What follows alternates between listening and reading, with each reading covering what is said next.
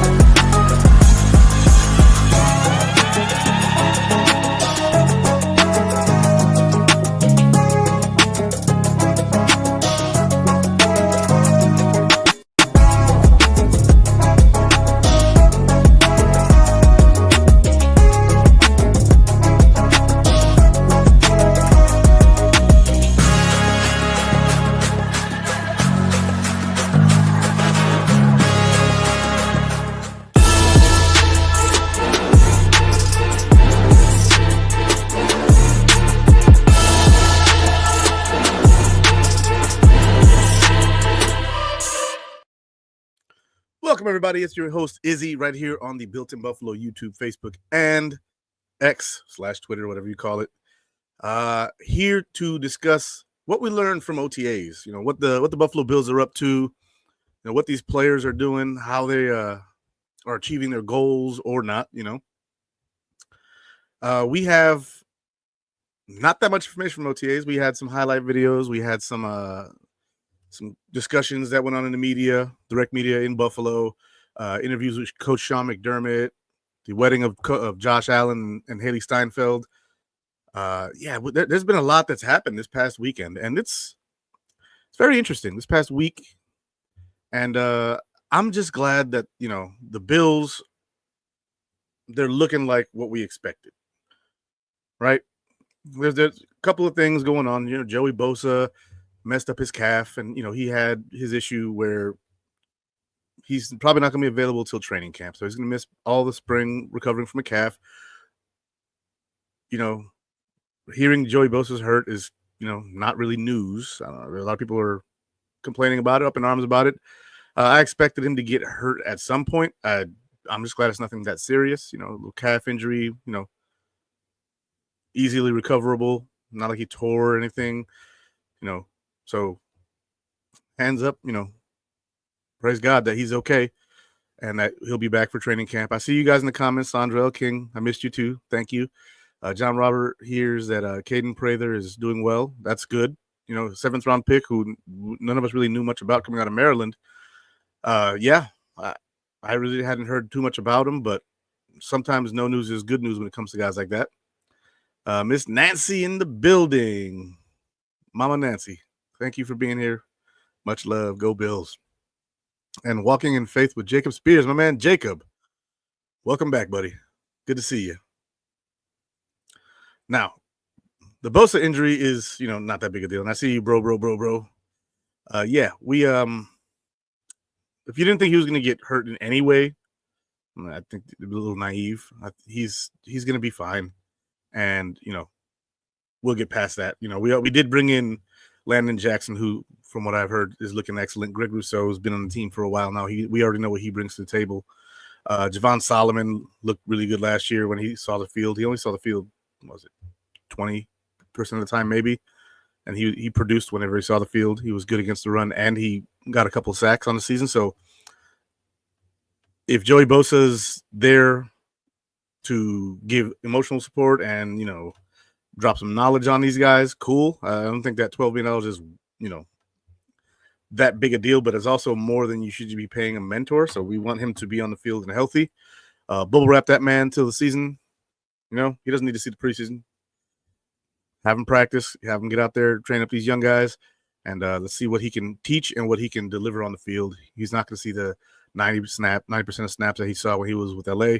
He's going to be on a rotation basis with the Bills, and that should hopefully help extend his time and make him less vulnerable to injuries. Also not at camp, James Cook, right? James Cook's not paid yet. James Cook is not paid yet. And so being that James Cook isn't paid yet, these are voluntary workouts, right? So it's not a big deal that he's not there. He's not going to be there for unpaid work, especially when he's not under contract past his season yet. He wants his money, and I don't blame him for wanting his money. He just wants a little too much. And so that's where I'm at with that. I think that he is probably worth 10 to 12 per year. He was asking 15 from what we know. We don't really know all the details on that, but I think that the big man down in Baltimore, freaking Derrick Henry, his deal kind of gave us an indication of what James Cook should be worth, which is he got 15 a year. So James Cook probably should get between 10 and 12 and a half. He's not an every down back, right? He doesn't block. So third downs he's not going to be on the field, but when he's on the field, he is electric. He is electric.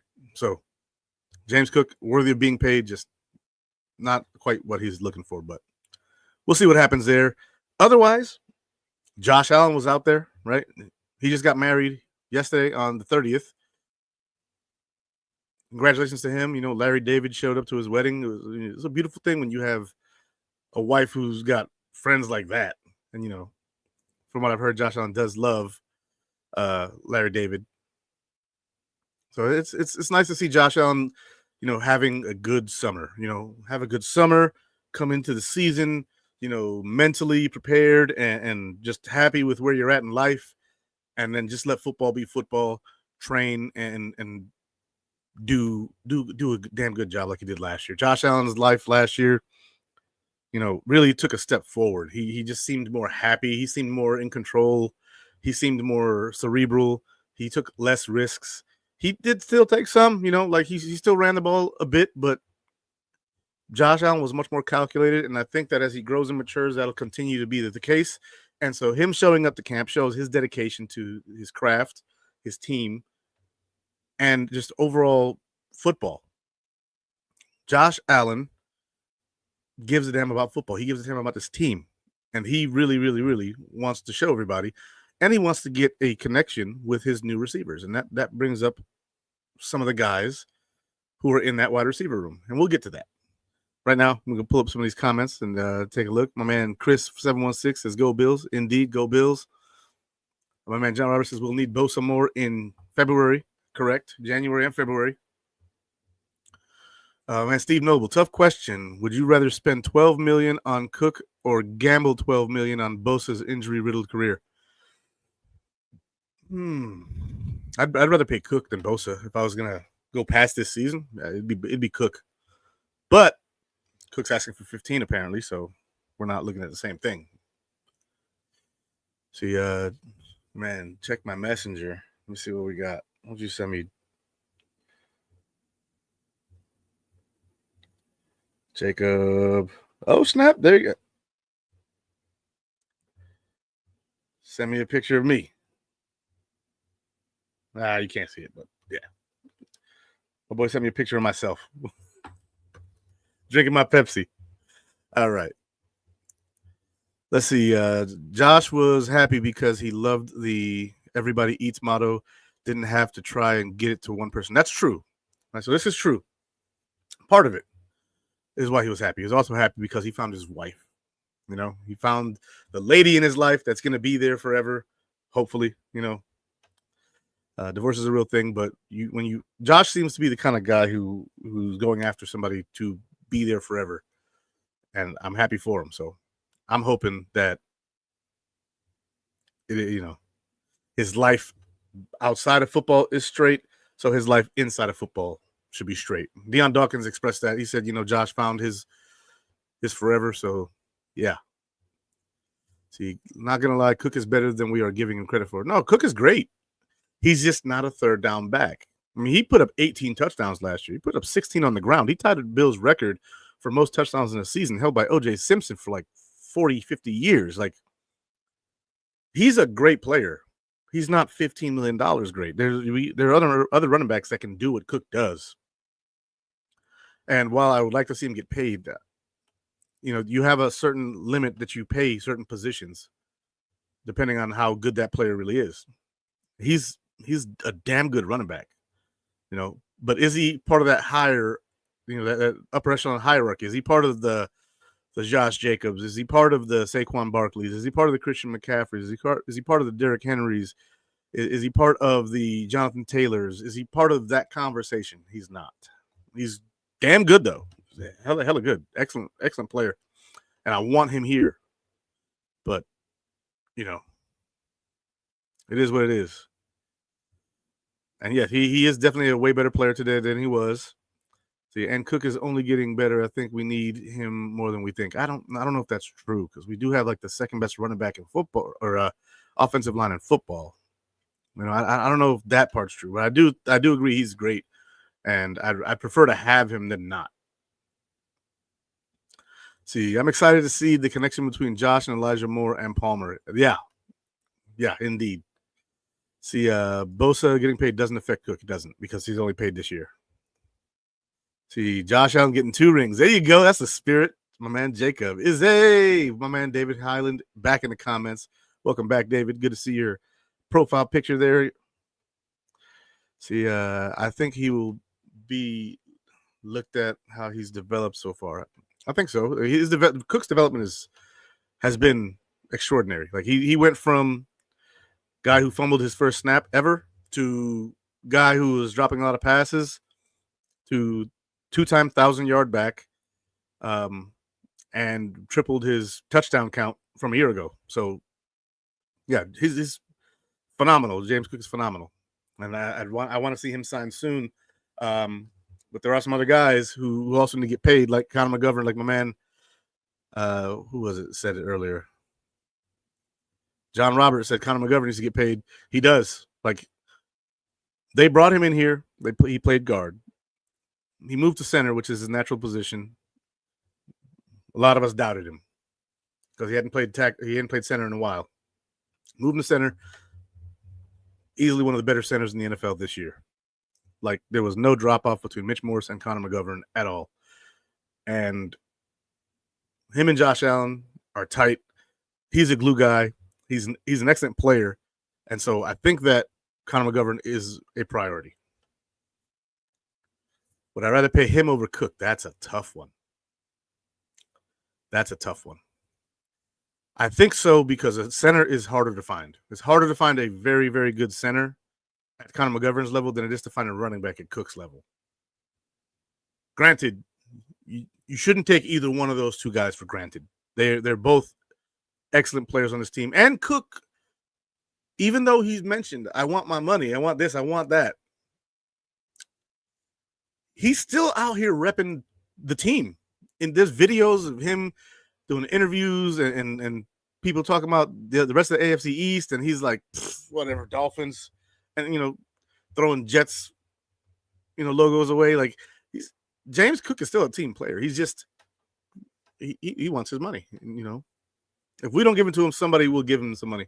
If we don't sign James Cook, somebody will give him $15 million, which I think they'll be overpaying, but is what it is. But I think James Cook not being here is a non-story right now. If he doesn't show up to training camp, or if we see a holdout, that'll be a little bit more worrisome, because you want your guys to be here and you want them to be happy. That's the key. See, who would I put as a starter, Trey or Maxwell? We'll get to that. My man Daniel Gary's in the building. Izzy, what's up? Go Bills, go Bills. My man Daniel. See, John Roberts mentions Keon Coleman came to OTAs 10 pounds of muscle. Keon Coleman has been working his ass off this offseason. This entire offseason, Keon Coleman has been putting in work down in Texas with his cousin CeeDee Lamb. He's been outstanding when it comes to the work ethic. He's not taking his second round status, or first round, because he was our first overall pick in that draft and the first pick in the second round.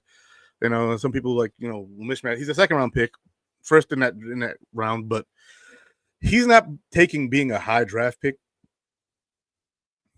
and using that as like an excuse to not work hard. He's busting his ass and putting on muscle and working on his route running technique.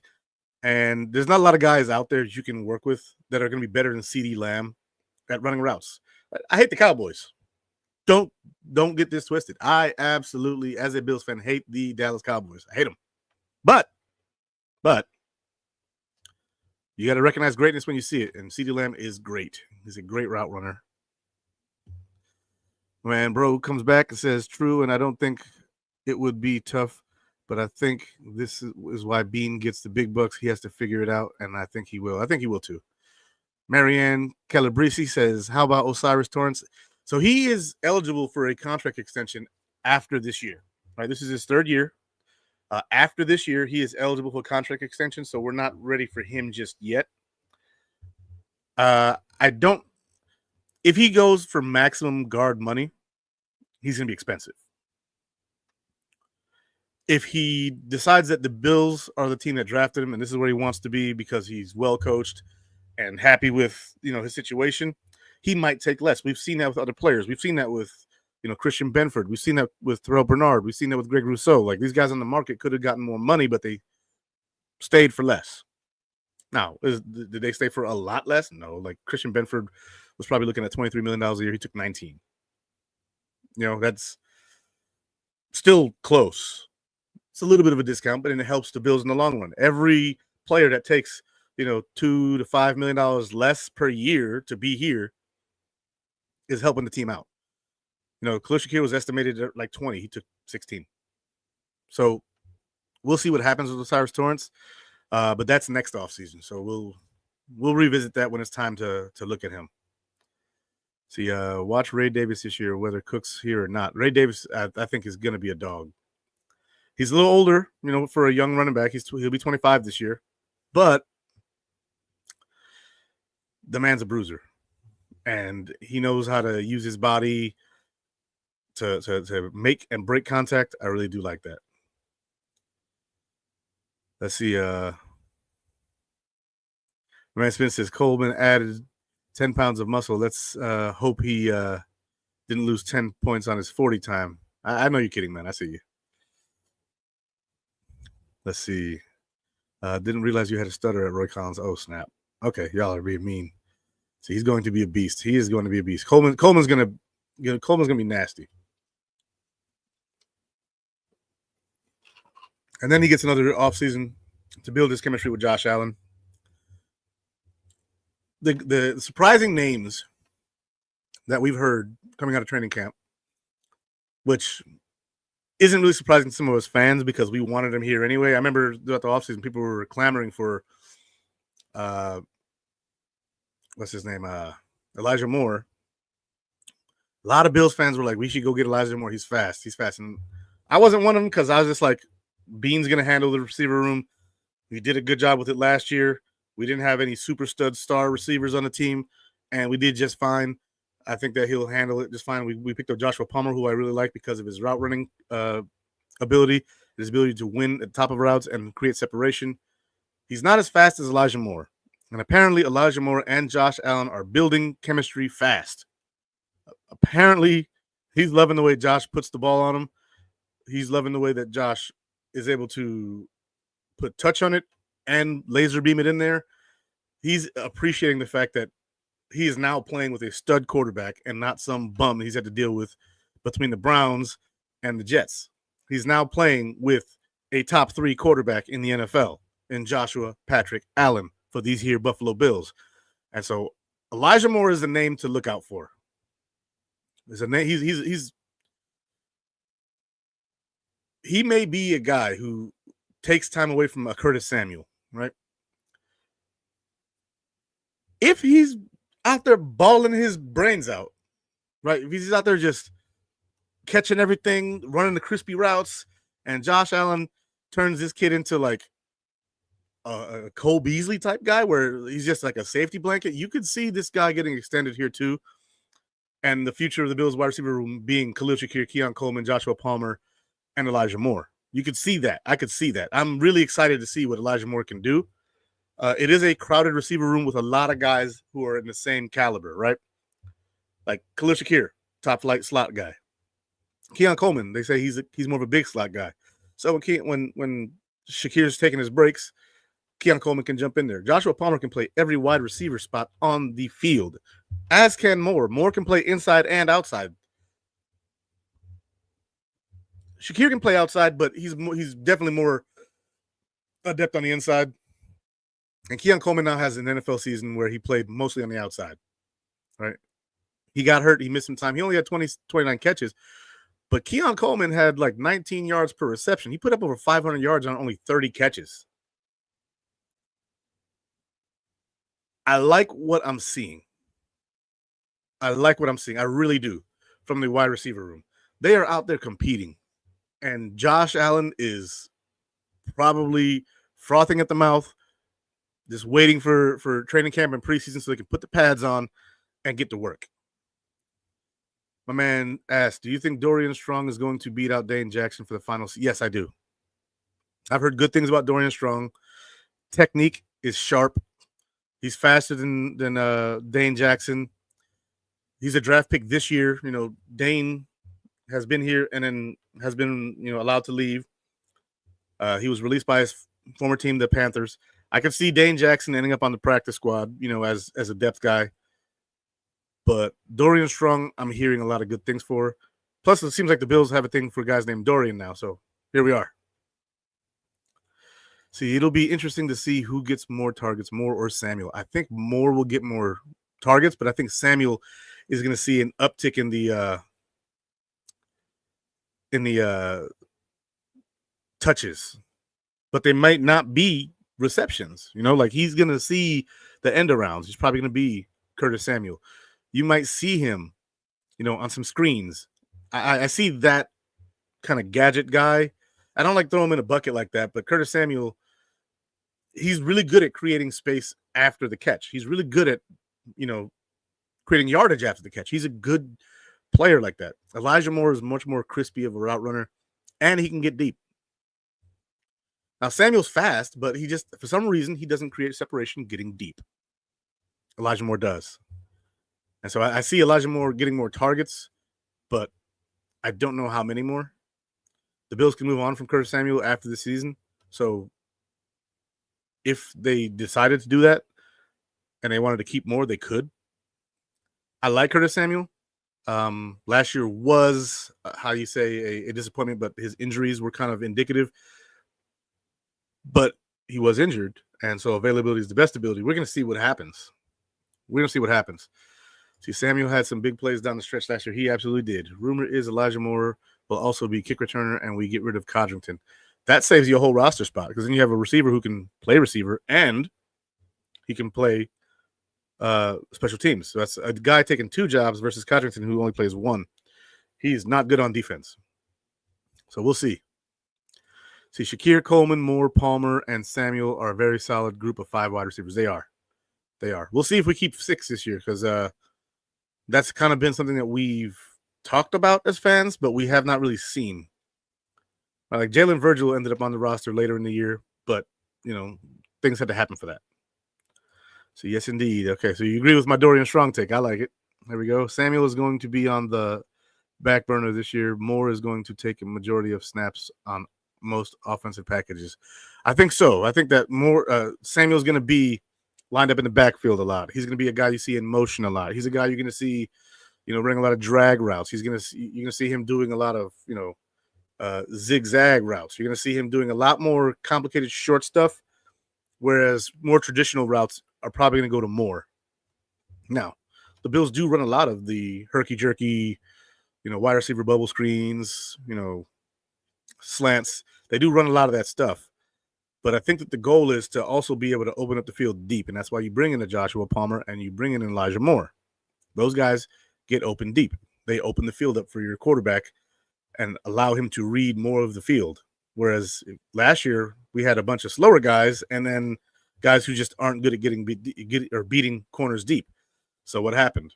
We brought in Amari Cooper, and he got open deep a bit, and he allowed us to open up the middle and intermediate routes. When he wasn't on the field, it was a little more difficult. The Bills were a little more strained. But now you have two guys who can create separation and make defenses play more honestly on the back end, so that way they can't smother our short route guys like Khalil Shakir, like Curtis Samuel. A lot of the moves that they've made appear to be very calculated moves. And this, to me, seems to be one of them that's very calculated. See, Tyrell Shavers has been practicing special teams, so he can do that and be depth wide receiver. I like Tyrell Shavers. I just don't know if I ever see him,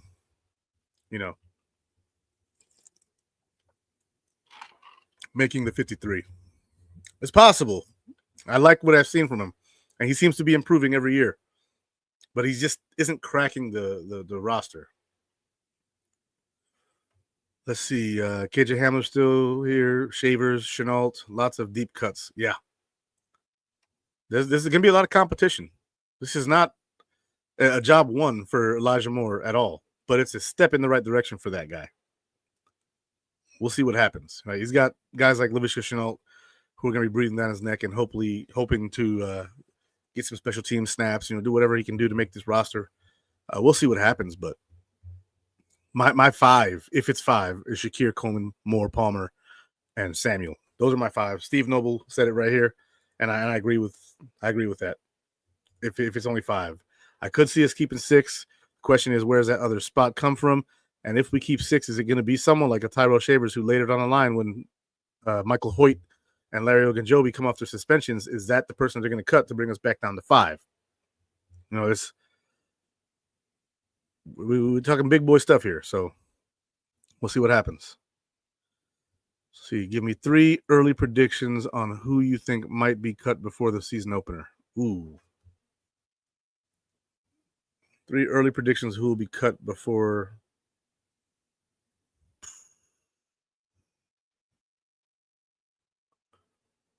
I'm going to say Darrington Evans. I'm going to say Laviska Chenault. And I'm going to say, man, this is a tough one. Luckily, I have the roster already pulled up here. Kendrick Green, guard. Those are on offense. I'll give you 3 on defense, too. I'll give you 3 on defense. Let's see.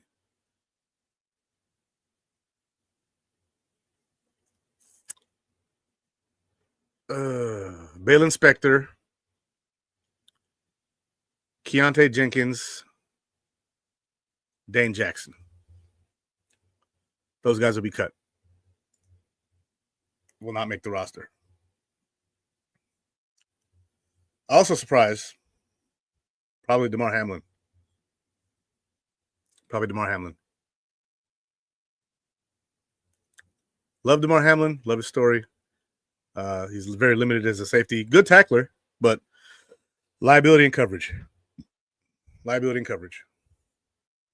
Now, the Bills are also returning their entire offensive line from last year. Do I think Casey Rogers will make the roster? Casey Rogers. Probably not.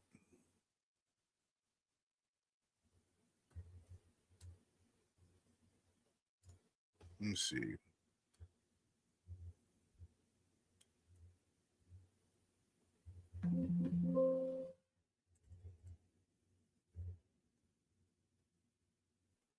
Defensive tackle. No.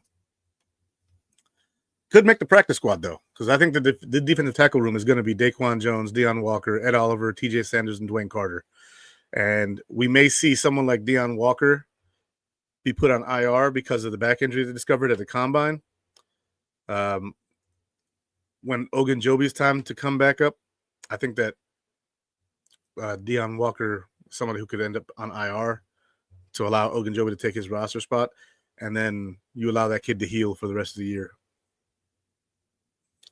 Let's see. Do you think came up from the Giants? Yeah, I don't see it. It's possible, like if Casey Rogers comes in here and blows the doors off this in camp. I haven't seen enough from him or heard enough from him, and he's just so far down the depth chart that Casey Rogers seems unrealistic.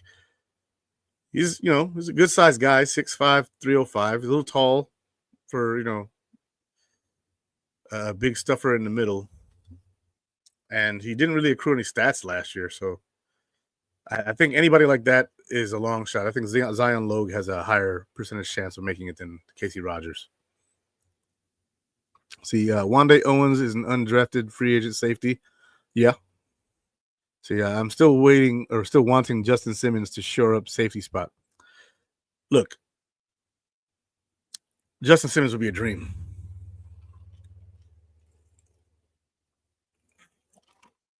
If the price is right, you go get Justin Simmons for 1 year.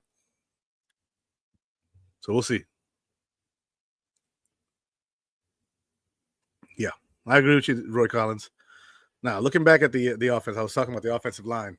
The offensive line entirely is back. Deion Dawkins, David Edwards, Connor McGovern, Osiris Torrance, Spencer Brown, backups, Tylen Grable, who is someone to watch for the future. Tylen Grable, really like him. Alec Anderson, another guy to watch for the future.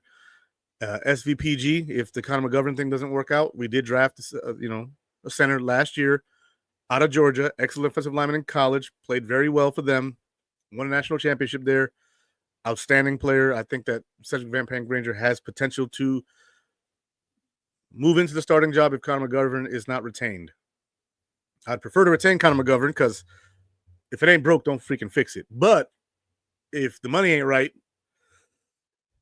you did shore up the position in the draft. Also, Ryan Vandermark is still here. So that's 9 guys already. I've already named. Kendrick Green, I think, doesn't make the team.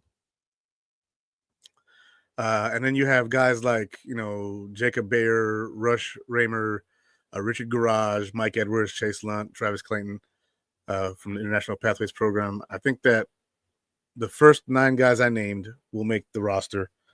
If they keep 8, Ryan Vandermark would probably be the guy I see who is the short end of the stick there.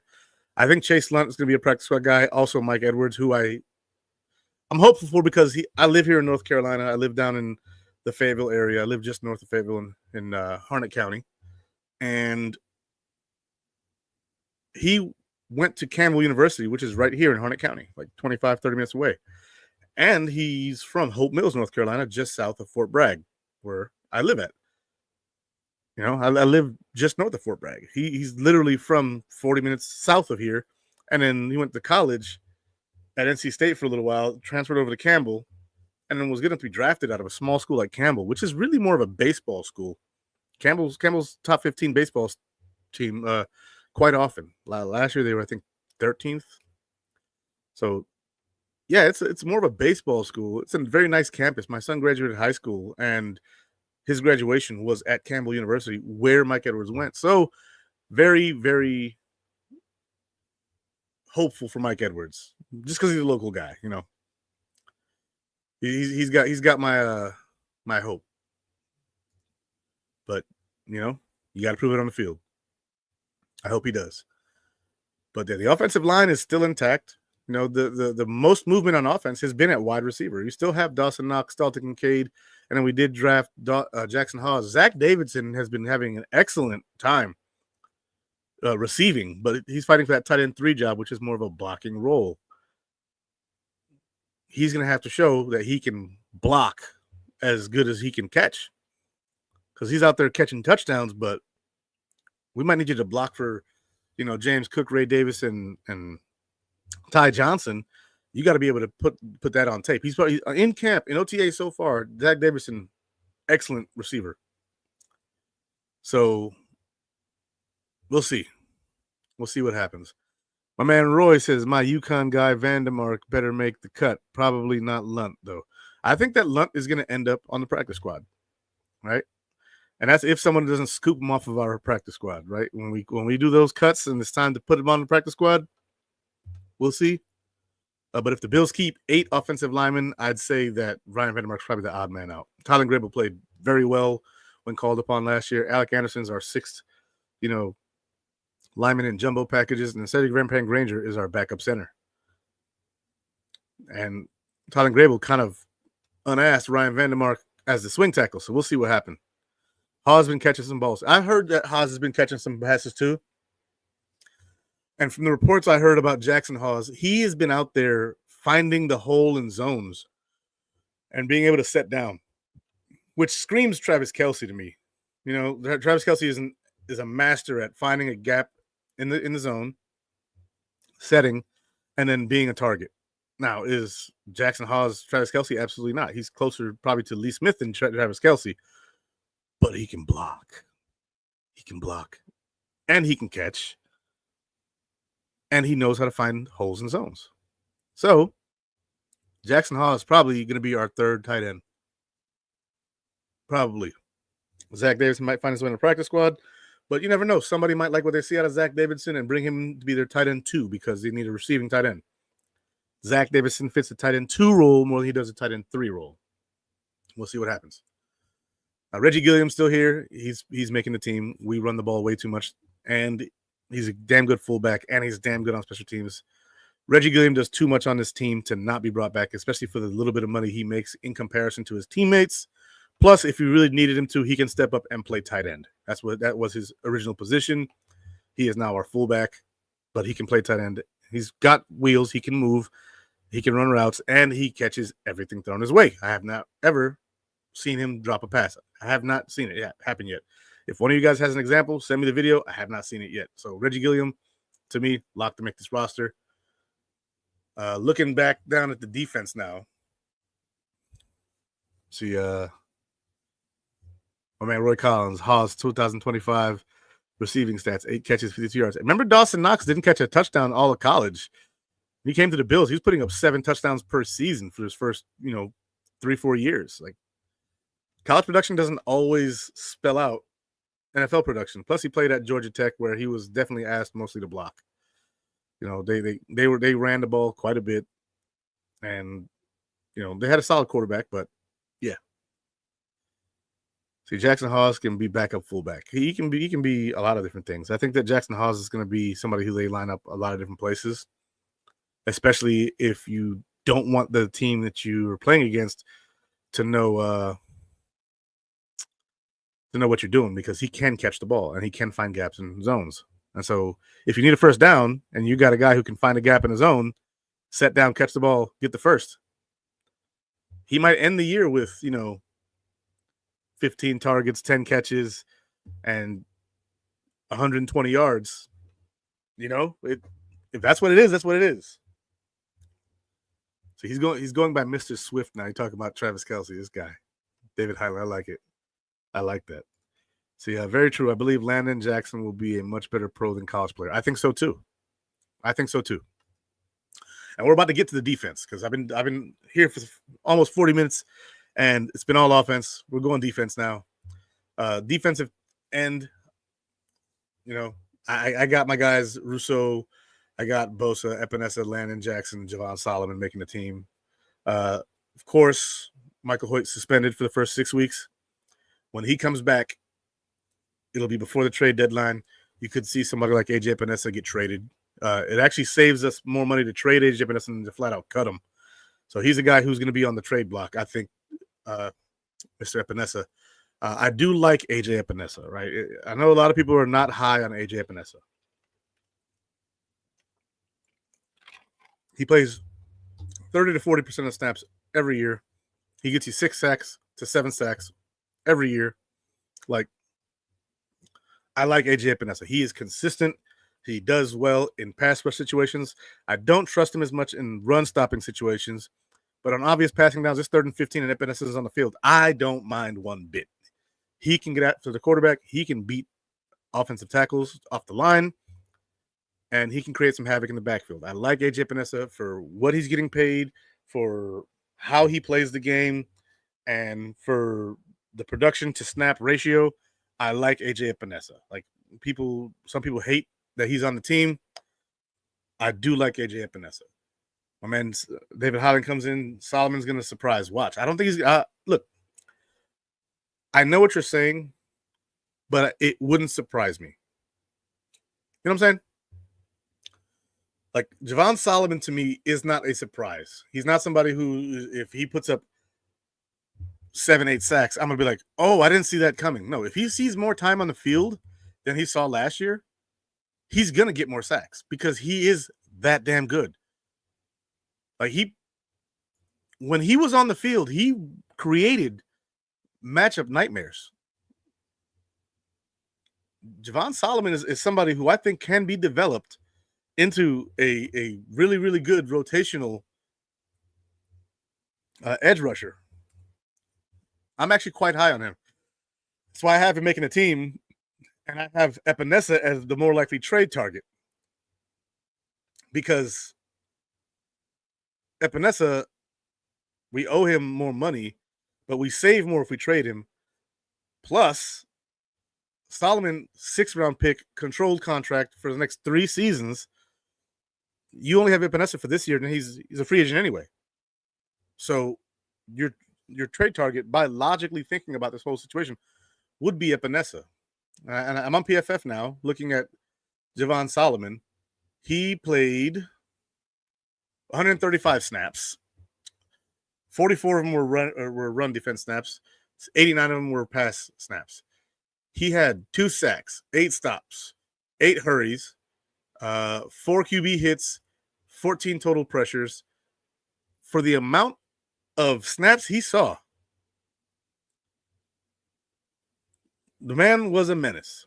Javon Solomon would not surprise me one bit if he went out there and started to take snaps away from the other guys, like AJ Epinesa, like Michael Hoyt, who I think is going to be more linebacker, edge rusher-ish. He's going to be more like a Lorenzo Alexander than he would be a Javon Solomon or a AJ Epinesa guy. Hoyt's going to be more of a linebacker room guy.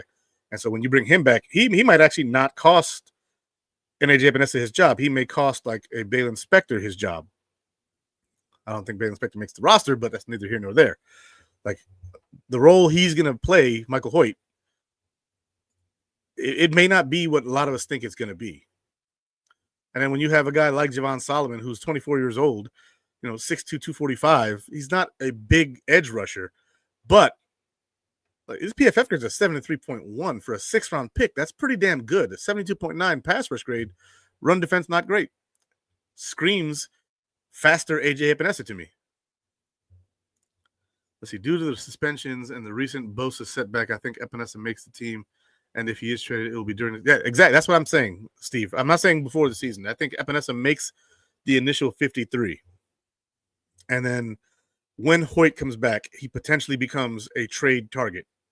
Somebody who the Bills can trade away, save money on the cap, and then get, a 4th or 5th round draft pick out of it. Man, John Roberts says, I would like to see Greg Rousseau have at least 10 sacks. I'm with you there. I'm waiting for that 10 sacks. And he gave us a 9-sack season, I believe, a couple years ago. And we were like, oh, okay, so he's getting there. And then he kind of just leveled off at 8. And we're like, we need more. He had 3 week 1 last year, 5 the rest of the season. We need more. He did get hurt a little bit, but he still played most everything. So, yeah, I think that Epinesa, like after week 6, when Hoyt comes back, could be a guy that is looked at as expendable and then traded. Let's see. Hoyt will be used a lot like Lorenzo Alexander. Yeah, I think so too. His skill set is that, because he was originally a defensive tackle, like 310 pounds, and he was a run stuffing machine. And then, they had added guys in Los Angeles to play defensive tackle. And so he had to adapt. He lost a bunch of weight. He's like 265 pounds now. And he's fast. Now he's fast. Now he's creating havoc in the backfield, and he's good against the run. So I see him a lot as a blitzer. I think there's going to be a lot going for him in that regard. You're going to see him rushing. You'll see him fall back in the coverage. Like he had some coverage snaps last year where Michael Hoyt looked damn good. So I think it's going to be a spot where he's more of a linebacker than he's going to be a edge rusher purely. Like he'll be a guy who rushes the passer, but I think he'll do it more from off the line, standing, and not with his hand in the dirt. I see the Bills defense kind of evolving more towards like a 3-3-4 or 3-3-5, not just a 4-2-5. I think we're going to see a lot of big packages where you see like Ed Oliver, Daquan Jones, and TJ Sanders out there as a three-man front, and then you see like a Michael Hoyt, a Terrell Bernard, and a Dorian Williams, and then Tyron Johnson out there as the nickel. There's going to be a lot of evolution in this Buffalo Bills defense, and the person that they brought in is proof of that, with the Larry Ogunjobis and the Michael Hoyts. And then the depth of that defensive line: Daquan Jones, Ed Oliver, Deion Walker, TJ Sanders, Dwayne Carter. Like they have a lot of depth at defensive tackle. Then Ogunjobi, when he comes back off suspension, like they're gonna have some hard decisions on this defensive line as to who they're keeping, or if they're gonna stash someone on injury reserve again, like Deion Walker. There's gonna be someone probably stashed. There's probably gonna be some maneuvering mid-season to make this work, because that's a pickle to be in. It's a good problem to have, but it's still a freaking problem, right? Like it is what it is. And then linebackers, you got Milano, Bernard, Dorian Williams, and the argument is who should see the field more, Dorian or Matt? Matt's my favorite player since the day he was drafted. He's been my favorite player on this defense, bar none. Micah Hyde, Jordan Poyer, Matt Milano's been my dude. When I first saw him play, and he took the job from Roman, whatever his name is, and he's out there intercepting passes 30 yards down the field, and pick sixing Kirk Cousins, and just balling out. Just Matt Milano just doing his damn thing. Milano's been my guy, and the injuries have rattled him and messed up his career. But those three linebackers right there will be our starters: Milano, Bernard, Williams.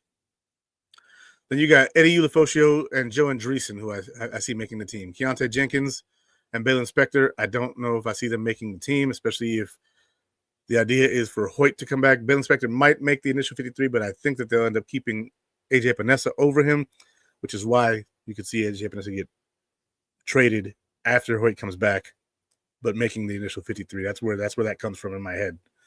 And then corners, Christian Benford, Maxwell Hairston, Taron Johnson. Those are your three guys. Unless Tre'Davious White turns back the clock and takes the job from Maxwell Hairston, or if Maxwell Hairston isn't ready and he just loses outright to Trey White, which is possible. Like Trey White's looked solid, but man, Maxwell Hairston, haven't heard anything negative or positive about him out of OTAs. But it's OTAs. He's a rookie. Tre'Davious White has been doing this for a long time, right? He's been doing this for 9 years. I think this is his 9th year. Tre'Davious White is a perfect depth corner at this point in his career for the Buffalo Bills. Who do I think will be the punter? Jake Camarda. Robbins is not good. He was not good. Jake Camarda was not good last year when he got cut by the Bucs, but he had a solid few first years. He's a 4th-round pick. He's got it. And a lot of times you'll see punters or kickers have just a down year, and sometimes that gets you cut. That gets you cut sometimes. So the Bills do not have a bunch of A players, but they have a lot more B players than any other team in the NFL. Agreed. That's a very good assessment of the Buffalo Bills, right? Like when you look at A tier players, right? Top tier players, and you're talking about edge rushers, you're thinking freaking their names are in my head, their teams are in my head, but I can't say them. Garrett from Cleveland and Crosby from the Raiders. You're thinking about guys like that as A-tier defensive ends, like the elite pass rushers of the league. Those guys right there are A. We got Greg Rousseau, and we got an older Joey Bosa. And so right there, B tier guys right now. Bosa in his prime was A tier, but right now he's probably a B tier guy. And so I think that's what you're talking about, Steve. You look at behind them, Landon Jackson, AJ Panessa, right? B, C tier guys. Landon Jackson could be an A tier guy. We'll see what happens. But as of right now, yeah, I agree with that. We have a lot of depth. So if somebody gets hurt, I'm not that worried. Like if we're out there and something happened to Christian Benford, I'm perfectly fine with Tre'Davious White taking his spot for however many games it takes, right? Or if something happens to Maxwell Hairston,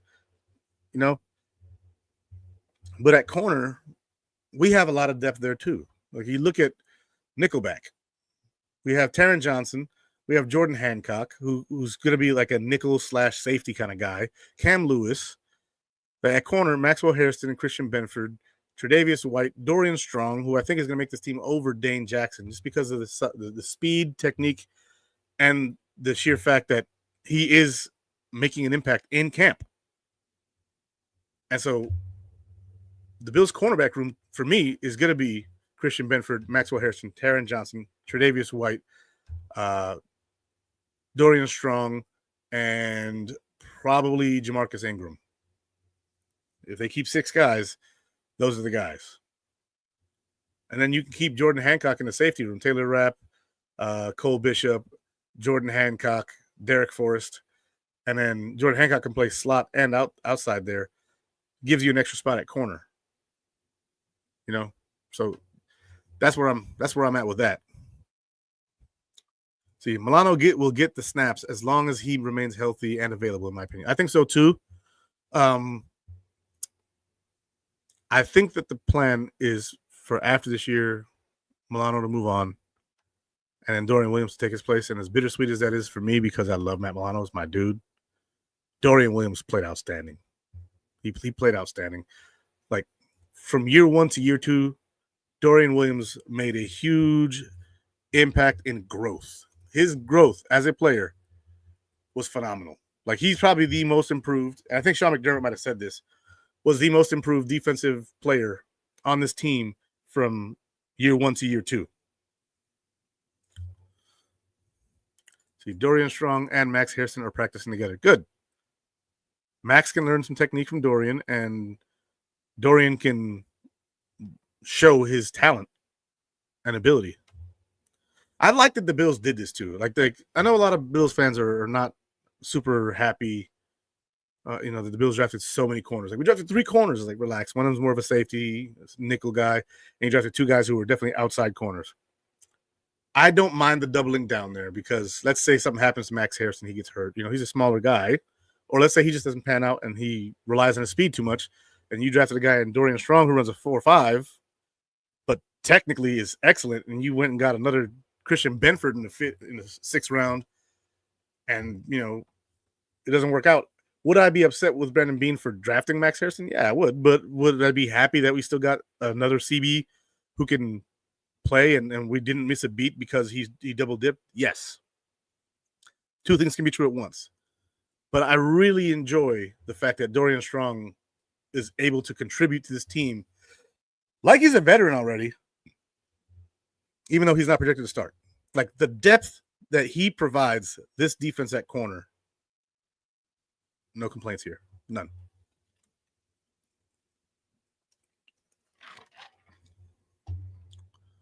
The only depth positions I'm slightly worried about is linebacker and safety. I think you can survive 1 injury at these positions, but not 2. I'm less worried about safety than you are probably because I think it's going to be Cole Bishop and Taylor Rapp starting. We drafted Jordan Hancock and then Derek Forrest. I'm actually quite high on Derek Forrest. Derek Forrest on tape in the NFL has been very, very good. He's just been on a team in the Commanders who have had pretty good safeties that are just better than he is. I think that in the right spot, Derek Forrest is probably a starter. Is he a starter here? Well, we'll find out. If there's a job for him to take, it'd be Taylor Rapp's, in my opinion, if he was to take a starting job. Because I think that Cole Bishop is going to start. Cole Bishop started looking really good later on in the year last year. And apparently the work he's put in during the offseason is showing in OTAs or has showed in OTAs. And they're looking to build on that through training camp.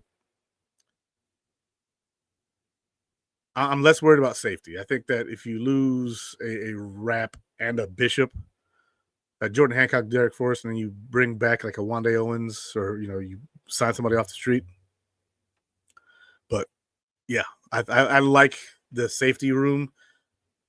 Again, I think Wande Owens and DeMar Hamlin are the odd men out in that room.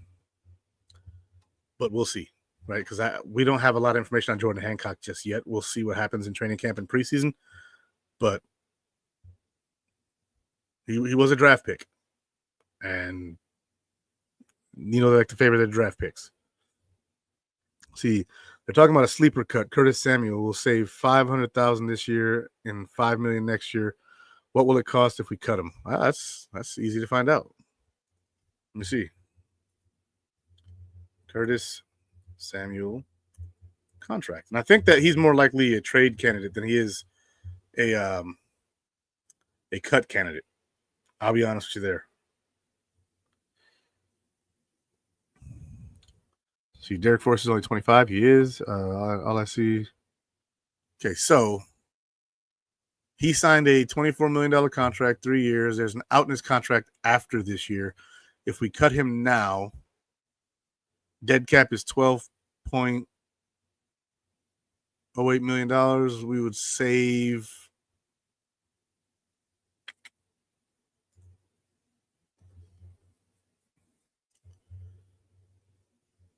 we would actually lose $3 million. So yeah, no, he's probably not getting cut. Let's see, if we trade him, then we save $3.89 million. So he's more likely a trade candidate than he is a cut candidate. I don't see us cutting that guy. Let's see.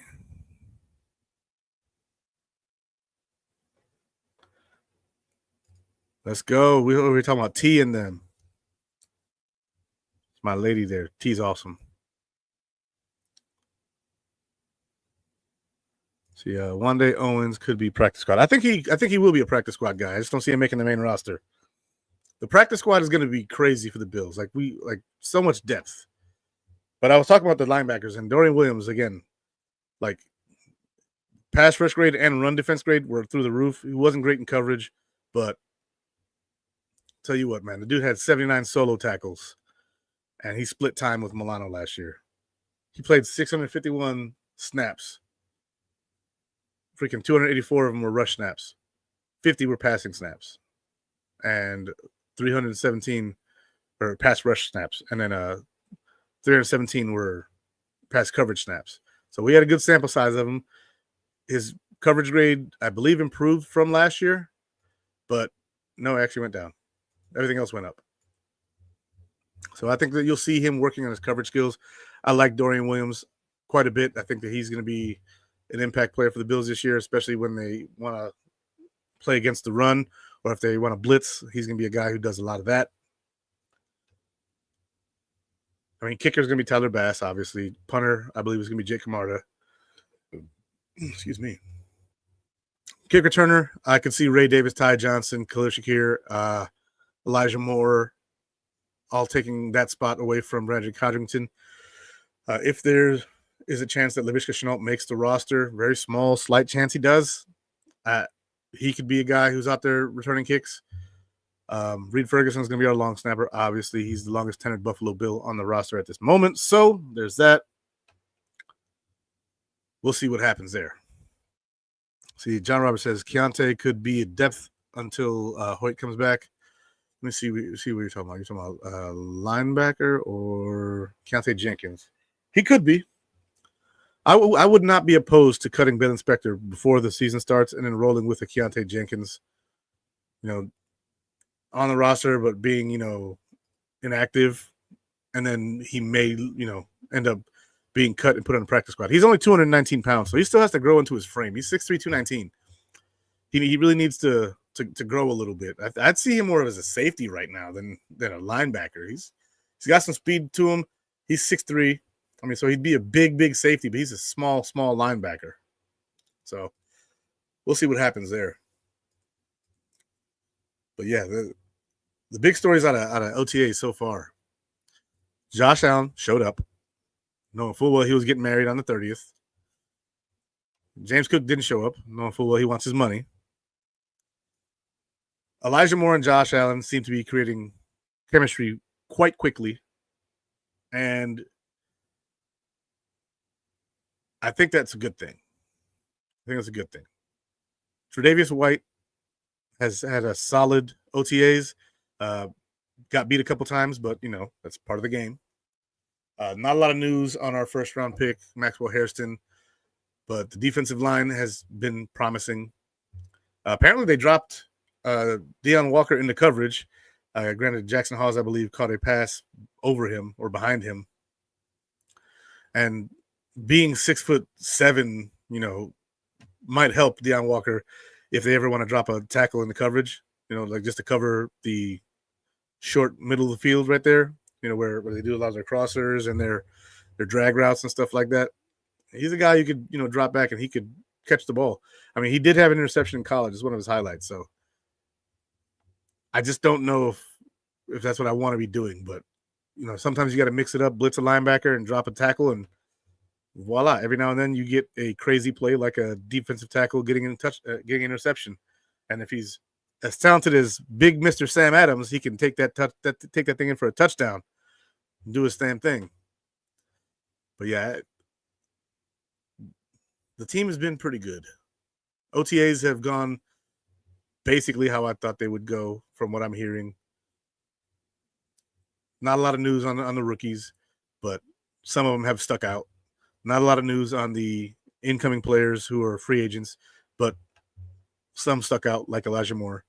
And a lot of the players who we expected to be what they are. Like what you're saying right here, John. Trey White has good leadership skills on the field and in the locker room.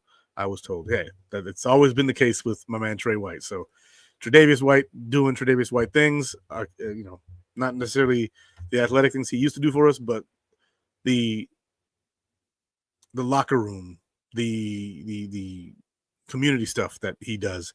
And then on the field, he's been solid. So we'll see what happens when training camp comes in the next few weeks. I got to find me something to talk to you guys about next week. Until then, much love to you guys. That's the show. Go Bills. Congratulations again to Josh Allen. Congratulations again to all my children who graduated and my nephew. And, it's do good, be good. God bless and go Bills. Love you guys. I see your comment, Joey. I'll read that one, and that'll be my last one. I read an article today. It said they were not biased or Bills fans, and they are sports reporters that said James Cook NFL contract should be between $7 and $10 million, nothing more. Their running backs just as good as him, and that only make $5 million a year. And Buffalo don't pay money like that to running backs. They were placed just like they did with Motor. Yeah, but Cook's way better than Motor. All right, guys. I love you guys. You guys take care. Do good, be good. God bless. Go Bills.